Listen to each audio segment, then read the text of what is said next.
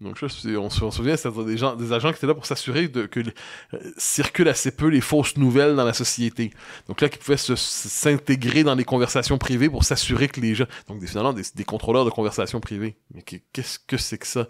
On est une société libérale. Là, moi, quelqu'un qui décide au supermarché pendant que je suis en train de parler avec quelqu'un, il dit, est-ce que votre propos est inexact parce que selon le petit catéchisme... Si on en revient avec l'administration Plante, tu dis justement que c'est la gauche radicale du niveau municipal. Ouais. C'est ça que tu trouves?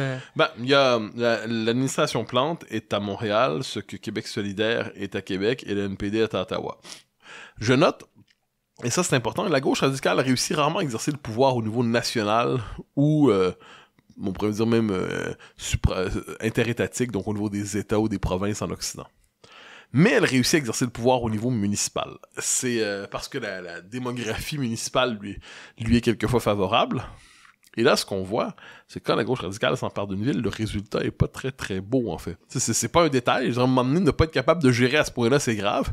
Il y a une volonté explicite de rendre la ville inhospitalière pour ce qu'on considère être le vieux monde. Donc, les voitures, je tiens pas à tout près à ce qu'on se promène tous en voiture, hein. Mais quand on décide explicitement de vouloir gâcher la vie des automobilistes, c'est autre chose. Quand c'est fait au détriment de... Parce que, tu sais, moi, je suis pas très vélo, là, mais je comprends que chacun doit mettre de l'eau dans son vin, puis en même temps, c'est bon d'en avoir des vélos, ça va faire plus de place, puis bref, mais ça me dérange pas, mais quand c'est fait au détriment des automobilistes, puis même pire, c'est que c'est même pas caché, c'est volontaire. Ils le disent. On va faire en sorte de nuire. Oui, mais parce que c'est vu comme, en fait, l'automobiliste, c'est la trace ambulante et toxique du monde ancien. Donc c'est le tank du carbone, alors que le vélo c'est le chevalier de l'armée verte. Alors là, moi, comme je dis qu'on marche davantage, qu'on prenne davantage de vélo, très bien, j'ai pas de souci avec ça, mais qu'on veuille explicitement gâcher la vie, finalement aussi des familles, il faut juste pas l'oublier, c'est un problème. De la même manière, et ça c'est une chose qui me frappe un peu partout, ça commence à percer dans le discours public, l'hostilité envers la propriété individuelle, où on nous dit la maison individuelle, où on nous dit, ou l'appartement, on dit, vous savez, vous occupez des espaces peut-être trop grands, et au nom de la densification sociale, il faudrait peut-être remettre en question les espaces que vous occupez, donc une forme de conception de la cité, de la vie qui relève de la fourmilière, ce qui m'enthousiasme assez minimalement. Donc, je vois qu'il y a une forme de conception de la société qui est portée par le niveau municipal, qui se réclame souvent de la lutte contre les changements climatiques, lutte à laquelle on est tous ralliés, l'enjeu est pas là. Mais est-ce que, au nom de cette lutte, on n'est pas en train quelquefois de proposer un modèle de contrôle social particulièrement beaucoup plus autoritaire qu'on ne le dit, qui tolère beaucoup moins les libertés qu'on ne le dit, avec quelquefois, ça on le voit en France, mais pas seulement, quelquefois même j'appelle ça des inspecteurs de déchets, donc des gens qui passent chez nous pour vérifier est-ce que le recyclage et les vidanges sont dans le bon sac, ainsi de suite. Bon, il y a quelque chose là-dedans qui est loufoque, c'est-à-dire fichez-nous la paix, faites-nous confiance minimalement. Puis je trouve que c'est juste mal s'y prendre. Ah oui, je suis d'accord. Moi, je suis très, très recyclage, mais quelqu'un vient me faire ça, je suis comme tout mon tabarnak. J'ai rien que le goût de mettre plein de marde dans mon... Non, mais de quoi tu te mêles toute ta vie? Je veux dire, fais-moi confiance minimalement, bonhomme. Donc, il y a quelque chose là-dedans d'insupportable. Moi, je pense qu'on a retenu, c'était le contenu de mon dernier ouvrage qui est paru en novembre, on a assez peu retenu les leçons d'un des deux totalitarismes du 20e siècle. Alors, on a retenu la leçon du nazisme et du fascisme, heureusement. Ils sont heureusement morts et enterrés et ne renaîtront pas. Mais l'autre totalitarisme, le communisme, je ne sais pas qu'on est dans le monde communiste évidemment, mais l'idée du contrôle social absolu, l'idée d'une bureaucratisation de la société, l'idée de l'homme nouveau, l'idée d'une société qui réduit toujours la part de l'individu, ça, il y a quelque chose là-dedans qui survit de cette conception du monde dans nos sociétés qui sont de moins en moins des démocraties libérales et de plus en plus des sociétés de contrôle, des sociétés avec une tentation autoritaire. Et ça, moi, je regarde ça avec, encore une fois, grande inquiétude. Et je pense que l'administration Plante est dans cette logique, globalement. Faut se rappeler, c'était il y a... Est-ce que ça fait quand même un temps? Mais c'était, je crois, autour de 2018, quand il y avait... Je crois que c'était l'administration Plante? Ouais. Ou à tout le moins, c'est au niveau municipal. Donc, juste à ce niveau où ça se dégage. Il y avait l'idée, par exemple, qu'il fallait avoir embauché des agents pour contrôler la rumeur publique. Donc, on se souvient, c'est-à-dire des agents qui étaient là pour s'assurer que circulent assez peu les fausses nouvelles dans la société. Donc là, qui pouvaient s'intégrer dans les conversations privées pour s'assurer que les gens... Donc, finalement, des contrôleurs de conversations privées. Mais qu'est-ce que c'est que ça?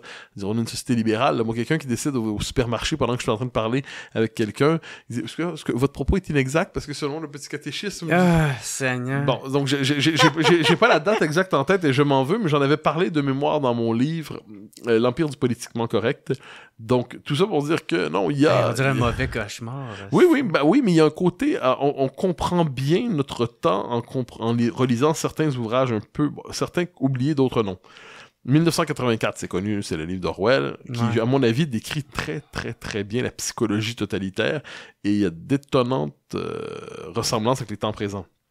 Il y a Czesław Miłosz dans La pensée captive, un livre génial, moi, qui m'a marqué, mais je l'ai lu 20 fois dans ma vie, et il s'intéresse à une chose qui est assez intéressante, c'est le comportement des intellectuels en Europe de l'Est au moment du communisme. Puis il disait, quelle est la chose suivante? Quand il y a une idéologie obligatoire, soit on la répète, soit on est condamné au bannissement social, ou pire, mais comment fonctionne quelqu'un qui est obligé de répéter les slogans officiels sans y croire lui-même, donc l'écartellement de la conscience entre ce que je pense vraiment, ce que j'ai le droit de dire, ce que je dois cacher, et ainsi de suite, donc ça fait quand même des personnalités un peu bouleversées. Il y a Hiéroglyphe de Koestler, un très très grand écrivain, Arthur Koestler, qui racontait comment, quand il était un intellectuel communiste, comment tout son système de pensée était fait pour repérer les faits qui étaient compatibles avec son idéologie, puis laisser de côté ceux qui n'étaient pas compatibles avec son idéologie. Donc, je pense que, puis il y a aussi Aldous Huxley, évidemment, pour le meilleur des mondes, une société qui, par ailleurs, gère les passions des uns et des autres par une forme de médicamentation, par la pharmacopée généralisée. Ça ressemble un peu quand même au monde qu'est le nôtre. Donc, une partie des temps présents a été anticipée par des écrivains de génie, et il est pas mauvais de retourner vers eux pour essayer de comprendre ce qui nous arrive. Mm-hmm.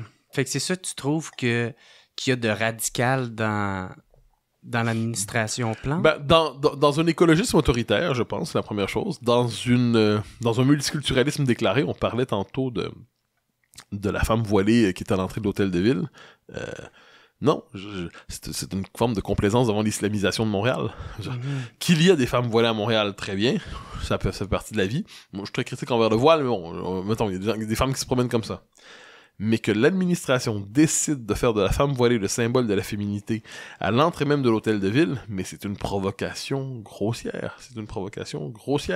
Le fait que l'administration elle-même a embauché, avec Mme Bokram-Anaï, une spécialiste de la lutte contre le racisme systémique, donc qui légitime donc cette théorie du racisme systémique, qui laisse croire que le pli même, le fondement même de notre société serait un système de discrimination raciale généralisée, c'est atroce. Finalement, c'est la ville qui décide d'embaucher une militante à temps plein pour faire le procès d'une population accusée de forme de racisme congénital.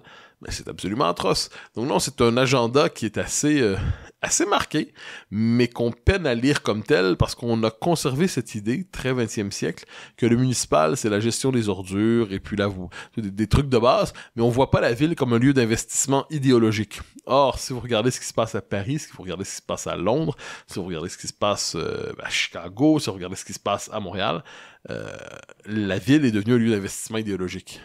L'extrait que tu viens de voir est une présentation de procafetière.ca. Procafetière, c'est qui? C'est simple, c'est eux autres les experts en café.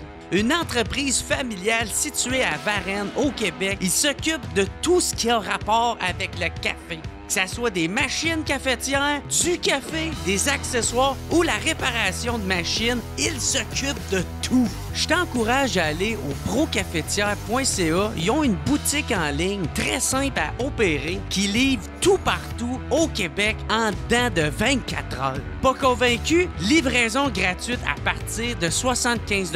Perds plus ton temps puis va-t'en chez Procafetière parce que c'est eux autres les experts.